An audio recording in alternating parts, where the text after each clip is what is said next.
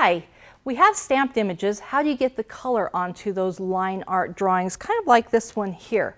Well, one way is using watercolors, whether you use the fun sets that you can get at the grocery store, or one of my favorites is watercolor pencils. They come in this variety of colors that are really easy to use. So I'm going to show you two different ways you can color using your watercolor pencils. Now you can use a standard brush. You would need some sort of water. My favorite one is this water brush because it has water inside of the tube and you just squeeze it when you want a little bit more water added.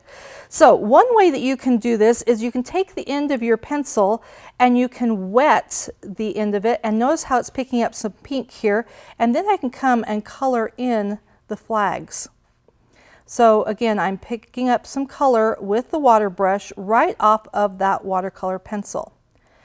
Now when I'm ready to change out to a different color, I just take a wet white paper towel, something that I can squeeze a little water out, clean off the brush. The second way that I like to do this allows me to do a little bit of shading. It makes me feel like I'm an artist. And the way you do that is you take your pencil and you're just going to draw it along the edges of your design.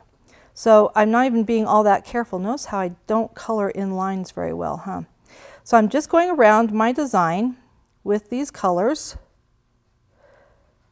And I'm going to do the same thing with my purple on the rooftops.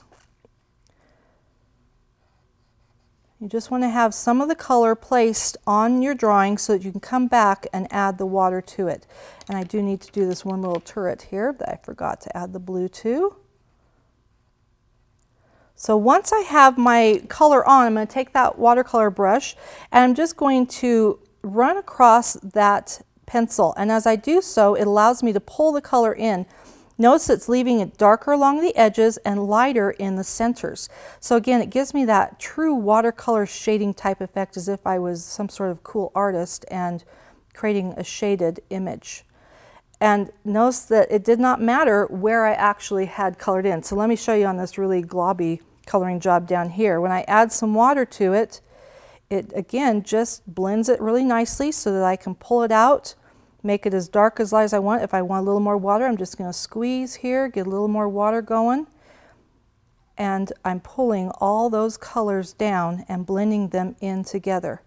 Now you do want to make sure that your paper is a decent quality paper. It doesn't have to have, be watercolor paper, but you don't want it to fall apart as you come across it with all this water. But that easily, I have colored in this image using my watercolor pencils, giving it that depth that you get when you have some shading and some highlighting. And I didn't even have to be fancy with where I was placing that color down. So there you have it. Watercolor pencils used to color in your stamped images in two different ways, either picking it up off the actual pencil or using the pencil to color in your design and then using the water to blend it. Have fun creating.